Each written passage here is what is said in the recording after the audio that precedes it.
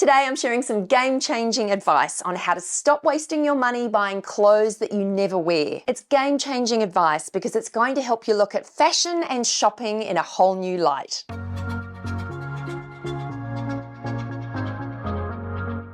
Hi, I'm Leonie and welcome to my channel. Now, I'm heading off to the US in a couple of weeks' time, and when I booked my ticket, my first thought was, what do I need to buy to take with me to wear? Now, I was kind of surprising myself on this because I'm a huge advocate for wearing the clothes that you already own and looking at ways that you can get the most mileage out of your wardrobe. So it sort of took me by surprise when my first reaction to booking my flight was shopping. And it really got me thinking that it's these sorts of impulse decisions that leave us with clothes hanging in our wardrobes that just don't get worn. And that really highlighted to me that I needed to take a step back and think about why is it that it's all too easy to waste money on clothes that we never wear. I've actually identified 3 key things that we need to focus on to avoid ever falling into this trap, me included. Now, first up, and probably the most important thing we need to think about, is that you can't shop yourself out of having nothing to wear.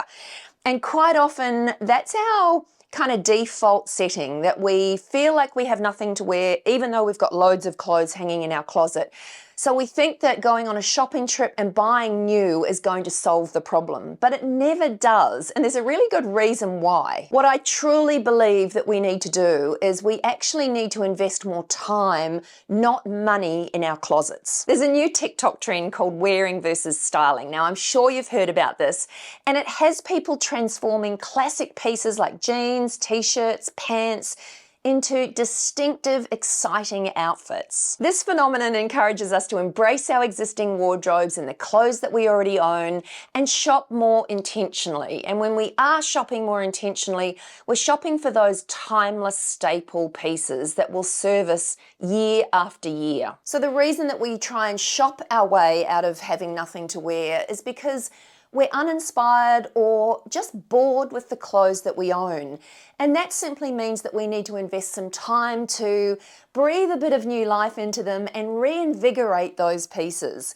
It's all too easy to get caught in the trap of wearing our pieces the same way, wearing the same outfit combinations, and unless we actually invest some time to play and experiment and create new looks, then we're always going to be stuck in that same rut of wearing our clothes in the exact same way. So when I say we need to invest more time, not money, I basically mean that we need to put our back into it. We need to look really closely at the clothes that we own and get re-inspired by them to create some new looks. Now, there are a few simple ways to do that. How you layer different pieces is the easiest way by far to make an outfit look more interesting. Now, it could be as simple as layering a camisole over a t-shirt, or adding a denim jacket over a chambray shirt, or even popping a sheer dress over a tank top of a different color. Or even before you walk out the door, adding a simple sweater draped over your shoulders just to add some texture and interest to your outfit. It's simply about looking at different combinations and different layering techniques to create those different looks. And of course, if you need some inspiration to do this, go online. There's always Pinterest. What I sometimes do if I have a piece and I'm not quite sure how to wear it, I'll, for instance, like this light silky maxi skirt that I'm wearing today, I would just Google light maxi skirt or cream maxi skirt street style, and all of a sudden I'll be shown a whole lot of different images, and some of them will definitely spark some interest and some ideas in terms of how I can use the pieces that I already own to recreate some of those outfits. Another way to do it is to be intentional with your outfits, and I always say the 3-point rule works really well, where you accentuate an outfit with 3 points of color. So if you're wearing a monochrome outfit or an outfit that say for instance, I wore this maxi skirt and I teamed it with a t-shirt that had a red logo on it, for instance. Well, the 3-point rule would see me adding, say, some red sneakers, a red baseball cap, and that would essentially create those 3 points of color that create the cohesion in the outfit. Accessories are also an easy way to update any outfit, and if you do want to spend any money, accessories are going to be a simple way to add some interest to the clothes that you already own. Costume jewelry or crossbody bags, scarves, hats, whatever it may be, just adding an element of interest or an accessory that kind of speaks to your personality and displays your personal style is always going to just up the ante on an outfit and help you just create something new and interesting. Anyway, at this point, I'm just going to take a brief moment to thank the sponsor of today's episode, and that is Squarespace. Now, as I'm sure you already know, I have a Squarespace blog, and for me, it's become a great way to sell some of my ebooks and my digital products. I created a really fun, shoppable style guide for summer. I will link that below just in case you are interested in taking a look at it. But it's a 50-page style guide. It's all shoppable, and I could easily sell it with my Squarespace blog. Now, that's one of the great things about Squarespace. Everything is there for you in one place. So whether you want to start a blog like me, if you've got products to sell, whatever it is you want to do online, Squarespace, in my humble opinion, is by far the easiest way to do it. They've also got some really cool new AI features that have taken Squarespace into the stratosphere. And if you thought before that Squarespace was a great place to build an online presence, then it has just got even better. The only thing that it doesn't do is create cute outfits for you, but who knows, maybe they're working on that as well. And I'm super happy to share a discount code to save 10% off your first website or domain with Squarespace. Now, if this is you and you are trying to launch yourself online or do so in a very easy way, then what I suggest you do is whip on over to squarespace.com, have a look at Squarespace, and once you're familiar with how it works and you're ready to launch yourself, then use my unique URL, which is simply squarespace.com/The Style Insider, and my discount code, which is The Style Insider, and that will give you that 10% discount off your first website or domain.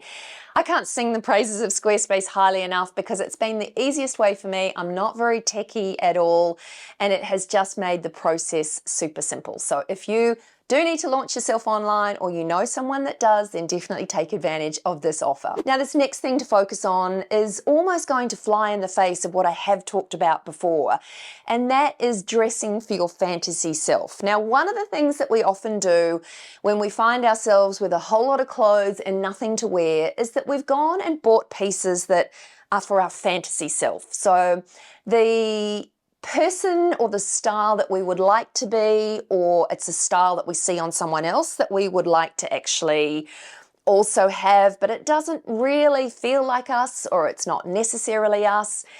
And often we find we have a whole lot of those kind of fantasy self pieces hanging in our wardrobe. And I often say, don't shop for our fantasy self. We've got to make sure that we're shopping for our own lifestyle and our own personal style. But what I'm saying today is if you have shopped for your fantasy self, like most of us have done, then create outfits that are for your fantasy self. Why not? Why not dress up and show up in a way that you would like to? Especially if you bought those clothes, they're hanging there waiting to be worn. And I know I've fallen into this trap before as well. I've bought pieces because I've seen them on someone else or I love the style, but I just haven't taken the time to create outfits for them. Or I might feel a little bit like it's too cool for me or too whatever, or too young. Often I think maybe this is skewing a bit young for me, or it's kind of, yeah, the younger version of me, or it's the fantasy version of me.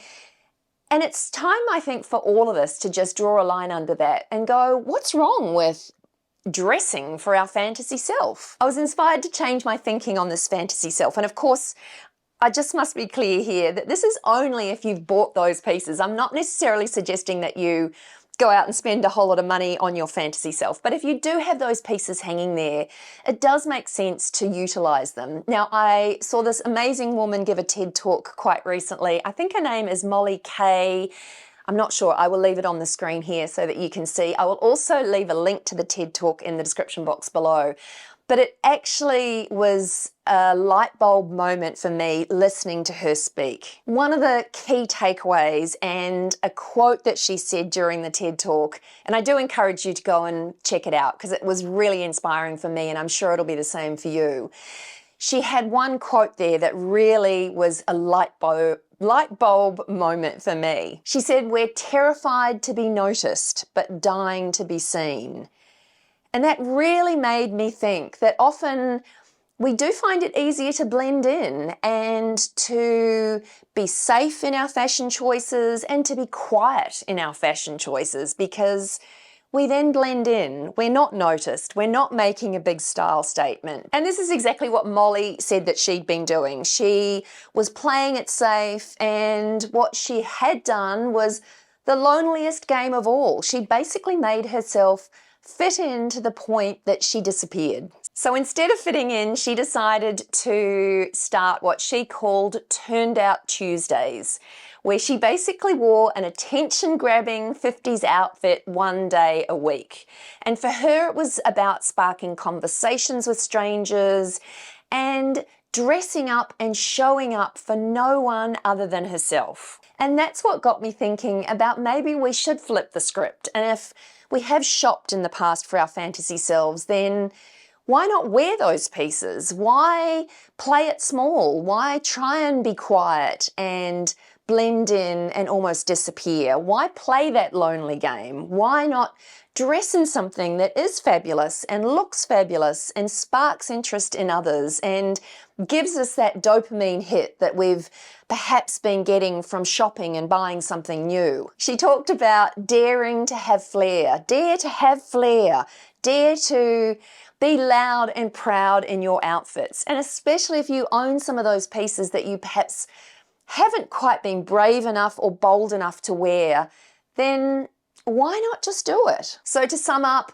if we're shopping for our fantasy self, then maybe it's time to start showing up and dressing for her too.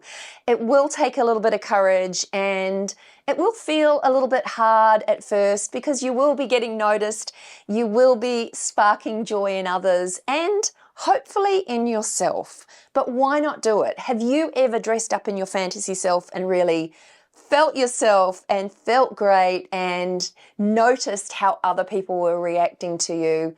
I would love to hear in the comments below what you think about it. And I'd also love to talk about whether have you fallen into the trap of playing it safe and dressing to blend in rather than to stand out? I would like to talk more about this because I find it fascinating and I think it's easy to do, especially as we get older. So let me hear from you in the comments below. Let's chat down there.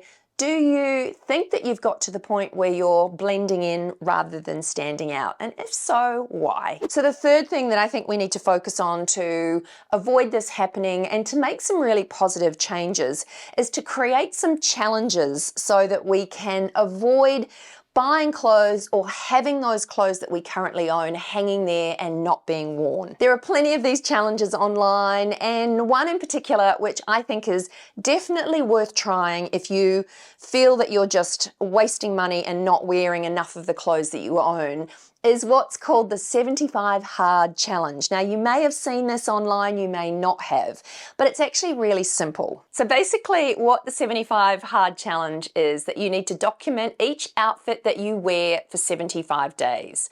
You're not allowed to buy anything new, and that also includes pre-loved and thrifting. So it's very much about focusing on what you already own. What they do suggest with this challenge is that you organize and clean out your wardrobe so that you can then get creative and set some goals and intentions. You might be surprised to know that repetition is what creates your personal style.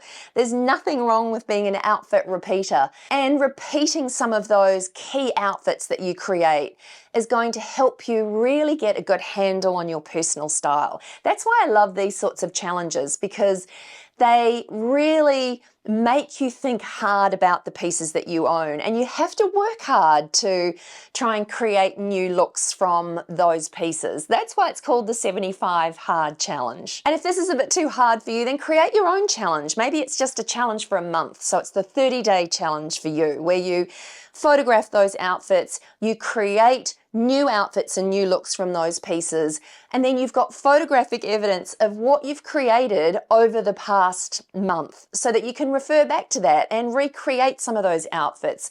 And also be an outfit repeater. Some of those new outfits you're going to love, they're going to be your new go-tos.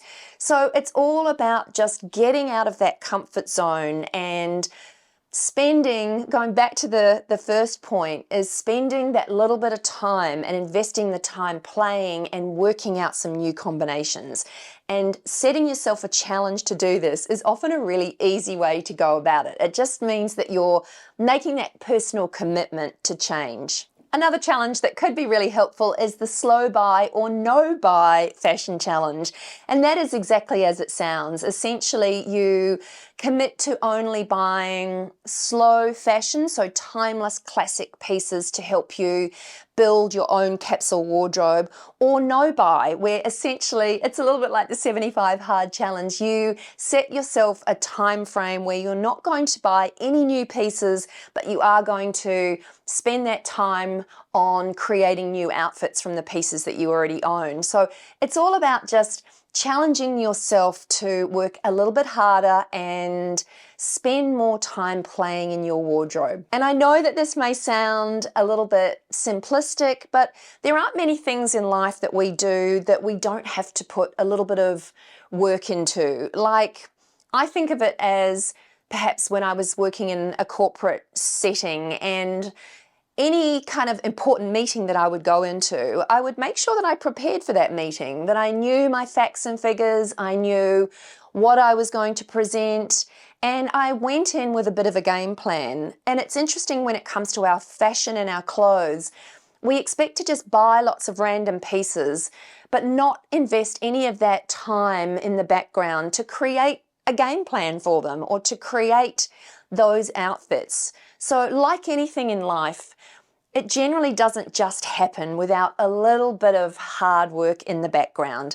A little bit of preparation is going to make a huge difference in how hard your clothes work for you. I think these sorts of challenges are also good for making you feel more confident with your clothes. I know that there does seem to be this feeling of, I don't have style, I'm not good at putting outfits together, and it's about kind of breaking that sort of thinking and breaking that cycle as well, and just giving you the confidence to know that you can do it. You can create outfits that are going to make you feel great. It is just all about having a play, getting inspired, and investing the time. So if a challenge is going to help you do that, then great. Anyway, that's it from me today. I hope you enjoyed this one, and if you did, I'd love you to give it a big thumbs up. Don't forget to subscribe to my channel for more. And also, I almost forgot, I created a 6-part masterclass video series, which is completely free, and it's on how to find your own personal style. I walk you through it in a very simple step-by-step process, and all you need to do is click or tap on the screen here to start taking part in the masterclass. The first video is really simple. It's just giving you a little bit of a heads up of what to expect, but it's not hard work. Each video leads into the next video. You can dip into it when you have time, but if you would like to find your own personal style, then simply click or tap on the screen here, and I'll see you there.